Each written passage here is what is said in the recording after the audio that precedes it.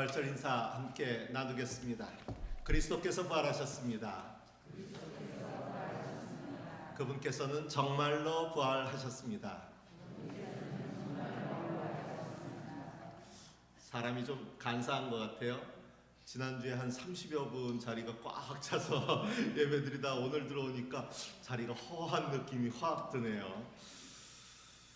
강연자로 유명한 김창옥 씨 아마 자주 접하시고 언론에 또 방송에 자주 등장해서 잘 알고 계실 겁니다. 그분의 자전적 이야기 한 대목이 있습니다. 그분은 공고 출신이었고 삼수를 하고 군대에 갔다가 온 후에 성악과에 입학하게 됩니다. 그런데 학교에는 또 예중이나 예고 출신의 학우들이 많이 있어서 그 사람들을 보면서 자존감이 많이 떨어졌다고 합니다. 동기들 모두는 대부분 부유한 집안 출신이었을 뿐만 아니라 그들 모두 어렸을 때부터 음악을 했기 때문에 음악적인 기초가 탄탄히 준비되어 있었기 때문입니다. 그에 비해 김창옥 씨는 나이도 많았고 아버지는 일용직 농하고 어머니는 글도 모르시는 시골 안악이었습니다.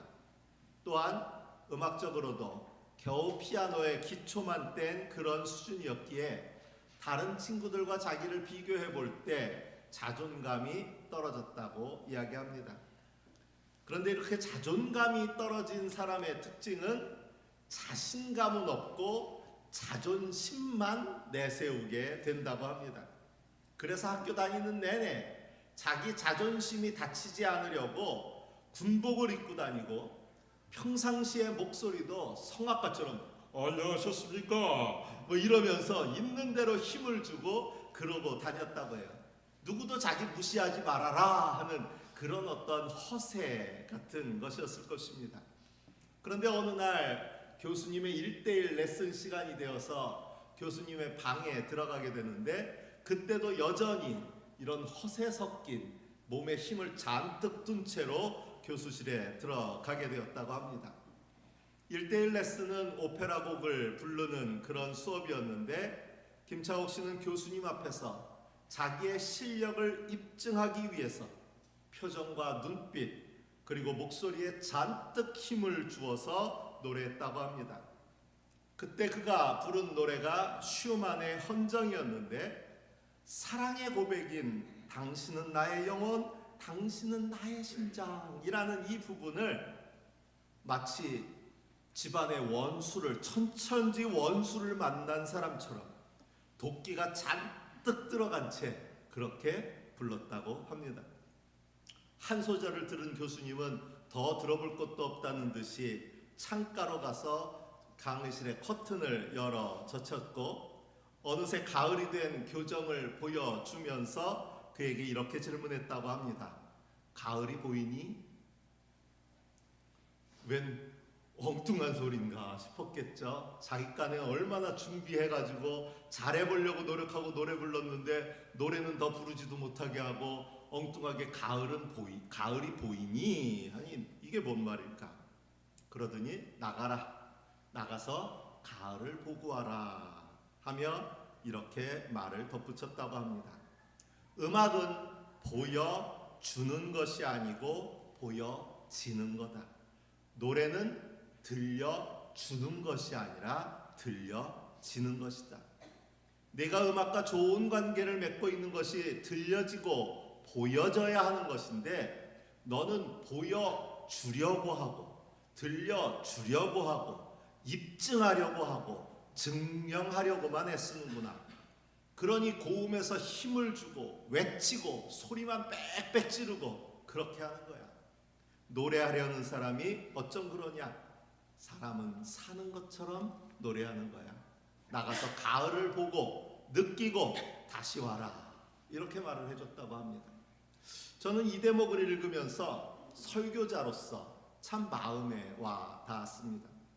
은혜를 끼치려고 은혜를 주려고 하는 그런 설교가 아니라 그냥 그야말로 은혜로운 설교가 되려면 목소리를 과장하고 몸동작을 크게 하고 또 때로는 교인들은 덤덤한데 설교하는 자기만 눈물을 철철 흘린다고 해서 그런다고 해서 은혜로운 설교가 되는 것이 아니라 내가 먼저 그 은혜를 느끼고 내가 그 은혜 가운데 살면서 설교할 때 그것이 정말 은혜로운 설교가 될 수 있겠구나 하는 깨달음이었습니다. 어쨌거나 김창옥 씨는 이때 교수님이 해준 이 말의 의미를 당시에는 깨닫지 못하다가 1년쯤 지난 후에 깨달았다고 합니다. 내가 보여주려는 마음을 내려놔야 그렇게 내 몸에 힘을 빼야 되는 거구나. 노래한다는 것도 단순한 기술이 아니구나. 이것은 삶을 대하는 나의 태도구나 하는 것을 깨달았다고 합니다. 이러한 깨달음이 있은 후에 그는 점점 자신이 바뀌어가는 것을 경험하게 됐고 점차 소리가 만들어지고 자존감이 올라가고 삶이 바뀌기 시작했다고 합니다. 그리고 이때의 깨달음이 오늘날 그를 소통 전문가가 되기까지 이끌었다는 고백입니다.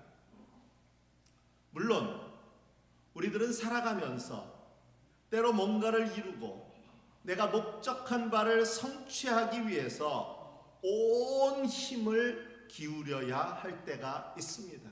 정말 죽는 힘이라도 모아서 힘을 써야 할 때가 분명히 있습니다. 바싹 긴장하고 온 힘을 쏟아 부어야 할 때가 있습니다.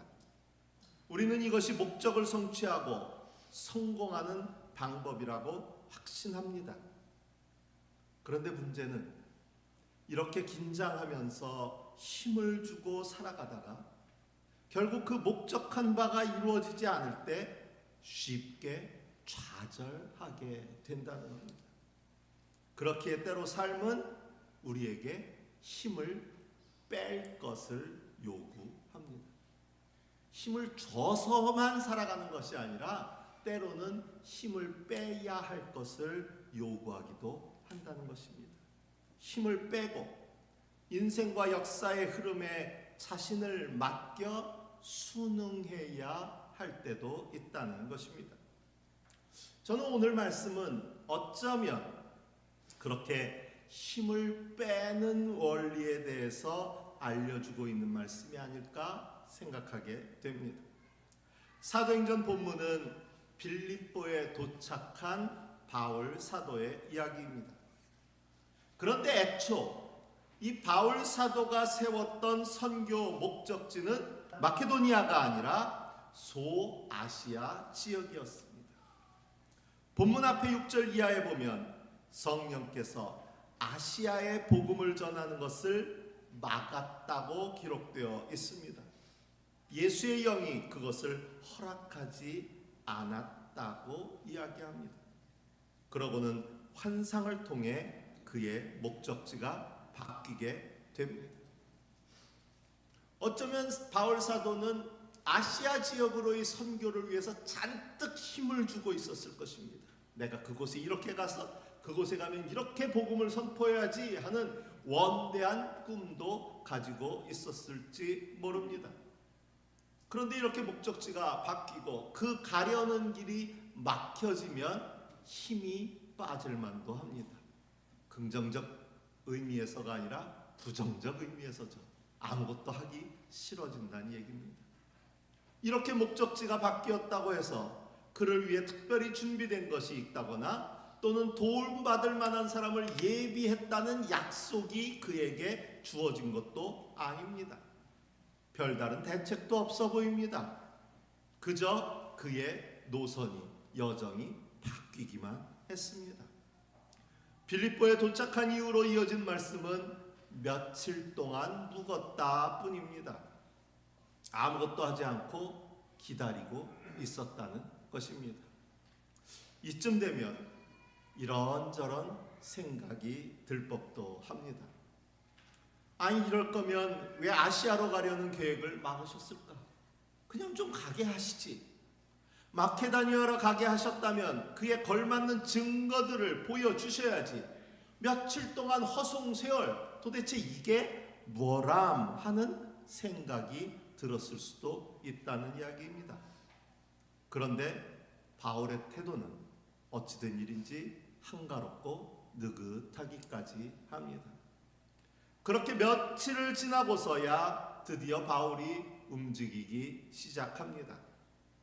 보통 바울은 새로운 지역에 도착하면 회당을 찾아 회당에서 유대인들과 일부 이방인들에게 복음을 전했는데, 당시 빌립보에는 유대인들의 회당이 없었기에 그들이 모임직한 강가를 찾아갑니다. 그리고 그곳에 모여있는 유대인들에게 복음을 전하고자 합니다. 그리고 바로 그곳에서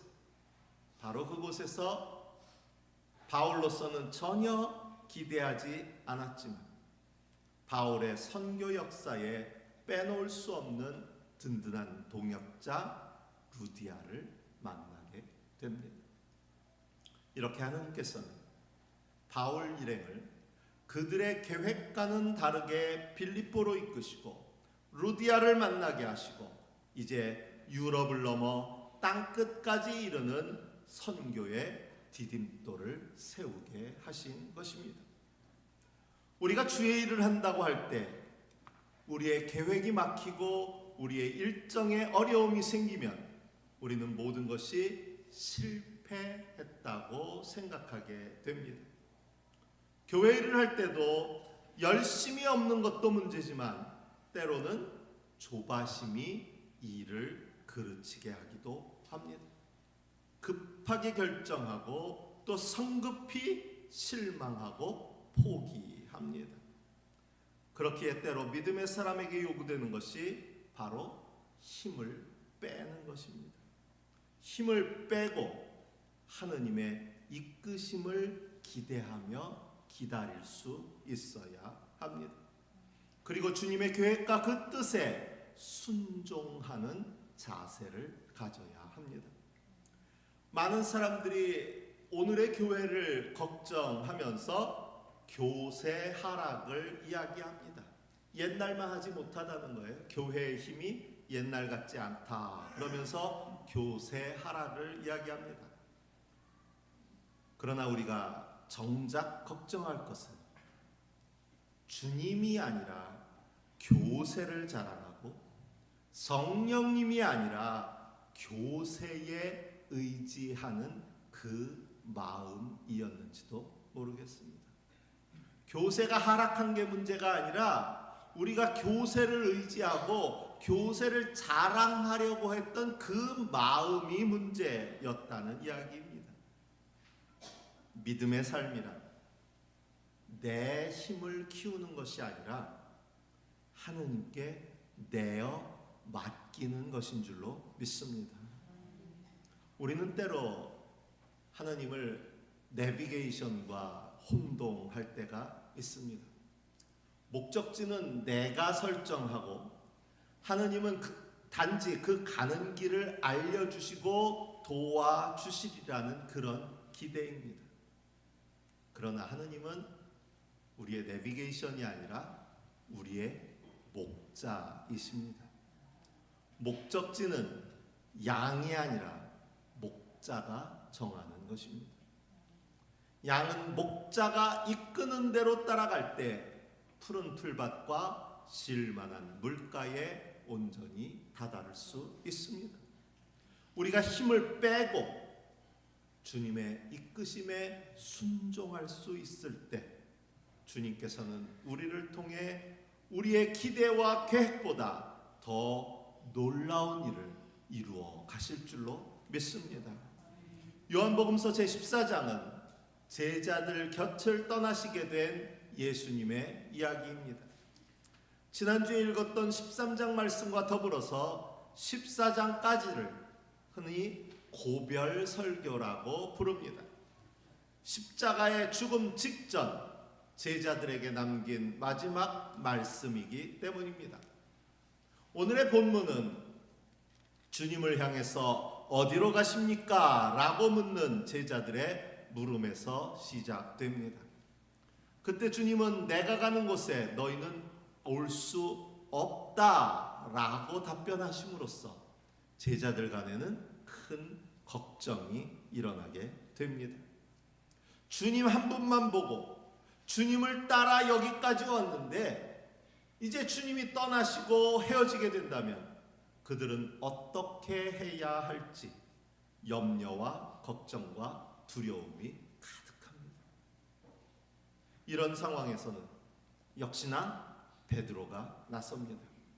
주님, 어찌하여 지금은 따라갈 수 없습니까? 주님을 위해서라면 목숨이라도 바치겠습니다.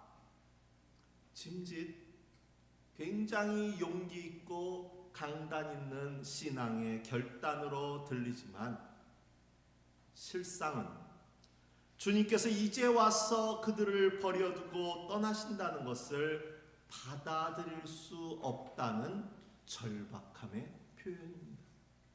주님과 절대 떨어질 수 없다는 이야기입니다. 이제 와서 주님이 떠나버리시면 자신들의 앞날이 막막하다는 것입니다. 그런 그들의 속마음을 알고 계시는 주님께서 말씀하십니다. 14장 1절입니다. 너희는 마음에 근심하지 말아라. 하나님을 믿고 또 나를 믿어라. 내가 너희를 책임없이 그냥 버려두지 않을 것이라는 약속의 말씀입니다. 그렇게 오늘의 말씀으로 이어집니다. 비록 주님은 그들을 떠나시지만 아버지께서 보혜사 성령을 그들에게 보내주셔서 주님의 빈자리를 대신하게 하실 것이고 나는 너희에게 평화를 주겠다라는 그런 약속입니다. 그러니 주님께서 성령도 보내주실 것이고 나는 너희에게 평화를 줄 것이니 너희는 마음에 근심하지 말고 두려워하지 말아라 라고 말씀하시는 것입니다. 이 모든 약속을 오늘의 현실에서 살아내는 힘, 실질적으로 살아내는 그 힘이 바로 믿음입니다. 그런데 근심하지 말라라는 이 말씀은 언뜻 들으면 굳센 다짐과 결단을 요구하는 것처럼 들립니다.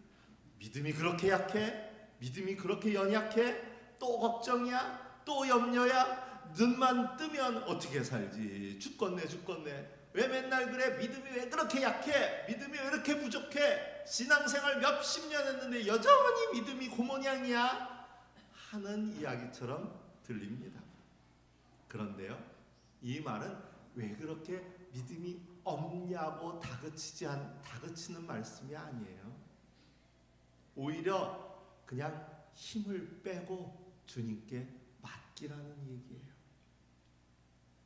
우리의 생각에 힘을 빼고 우리의 계획에 힘을 빼고 우리의 염려와 근심을 덜어내고 그저 성령님의 이끄심에 귀를 기울일 때 우리 주님은 우리를 위해 새로운 길을 열어 가실 줄로 믿습니다. 이번에 집사람 여러 가지 문제 때문에 병원 일을 하다 보니까 뭔 선택해야 될 게 이렇게 많은지 의사 선생님이 이럴까요 저럴까요 묻는 게 너무 많으니까 뭘 제대로 알아야지 뭐라고 대답을 했지요. 이럴 때면 속에서 드는 생각이 전문가는 의사인데 그냥 이래라 저래라 결정을 딱 내려줬으면 좋겠는데 꼭 이렇게 할까요 저렇게 할까요 계속 물으세요. 그러니까 그걸 이렇게 선택을 해놓고도 다음에 가면 잘못했나? 이럴 걸 그랬나? 저럴 걸 그랬나? 머리가 아파요. 여러분, 주님 따르면서 우리끼리 이래야 되나 저래야 되나 궁리하면서 염려하면서 걱정하면서 그러면서 따라야 된다면 신앙의 길이 얼마나 힘들겠습니까?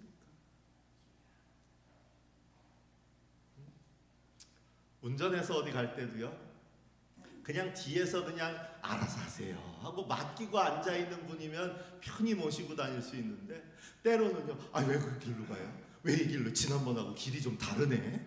아이고 저기 차 오는데. 아이고 빨간불인데. 그러면요, 저만 못 돼서 그런가요? 확 그냥 내려! 그리고 싶어요. 그냥 맡겨놓으면 참 좋을 텐데. 그러고 보니 저도 딴 사람 차에 타면 운전은 딴 사람이 했는데 내릴 때 보면 내 다리가 아플 때가 있더라고요. 혼자 앉아가지고 브레이크 있는 대로 그냥 허공에 대고 브레이크 밟아서 그런가 봐요. 얼마나 불편해요. 맡기고 가면 참 편했을 텐데. 우리가 예수님 믿으면서도 그럴 때가 너무 많아요. 주님의 양으로 살아간다면서도 얼마나 근심, 걱정, 염려가 많은지. 오죽했으면 주님께서 근심하고 걱정하고 염려한다고 해서 해결할 수 있는 거 있으면 하나라도 내놔봐. 키라도 클 수 있냐? 뭐 문제 해결할 수 있는 게 있냐? 그런 거 하나도 없으면서 염려, 근심, 걱정하면서 이래도 되는 건가요? 이래도 되는 건가요? 진짜 이래도 되느냐요? 그러고 쫓아다니는 거예요. 근심하지 말고 걱정하지 말아라. 그냥 다 맡기라. 그때 주님의 평화가 우리 가운데 임한다는 거예요. 힘을 뺀다는 것은 우리의 생각과 계획이 아무리 완벽하게 느껴진다고 할지라도 하느님의 계획이 우리보다 훨씬 높고 크다는 사실을 인정하고 맡기는 일인 줄로 믿습니다. 이것이 바로 주님께서 우리에게 약속하신 새 하늘과 새 땅에 거하는 그 새로운 도성에 거하는 백성의 믿음이요 삶의 태도입니다. 그 도성에는 해나 달이 없습니다. 모든 것이 발전될 오늘을 살아가는 우리라 하더라도 해나 달이 없이는 살아갈 수 없습니다. 그러니 우리보다 자연에 훨씬 의존적일 수밖에 없었던 고대인들에게 해나 달은 경외의 대상을 넘어서 절대의 영역, 신적인 존재였습니다. 그래서 해신을 섬기고 달신을 섬기는 거예요. 그런데 해나 달이 없어진다니요. 세상의 종말을 묘사할 때 해가 빛을 잃고 달이 붉게 변하는 것으로 표현하는 것도 해나 달이 없으면 우리는 살아갈 수 없다는 불안감이 반영되어 있는 것입니다. 그런데 도대체 하느님의 도성에는, 그 좋다는 곳에는 해나 달이 없다고 이야기하고 있는 것일까요?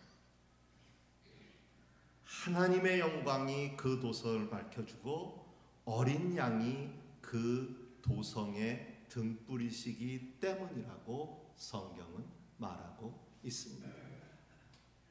그 나라의 백성은 해나 달이 아니라 오직 하느님을 의지하는 사람들, 하나님을 믿고 그분께 모든 것을 맡긴 사람들이기 때문입니다.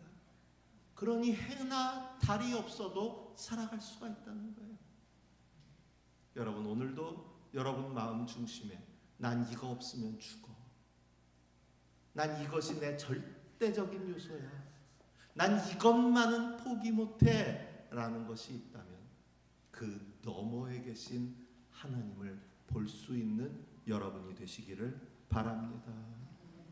하나님께 모든 것을 맡긴다면 심지어 해나 달이 없어도 그곳은 평화가 임하는 나라, 평화가 지배하는 축복의 나라인 줄로 믿습니다. 오늘 우리도 이 믿음으로 모든 것을 주님께 맡기는 그 믿음으로 살아간다면, 힘을 빼고 주님께 모든 것을 맡기는 자로 살아간다면 염려와 근심과 걱정이 아니라 주님을 향한 믿음과 순종으로 살아간다면 주님이 약속하신 이 평화가 우리 가운데 임할 것입니다. 너희는 마음에 근심하지 말고 두려워하지도 말아라. 오늘 우리를 향하신 주님의 말씀입니다. 주신 말씀을 마음에 새기며 묵상합니다.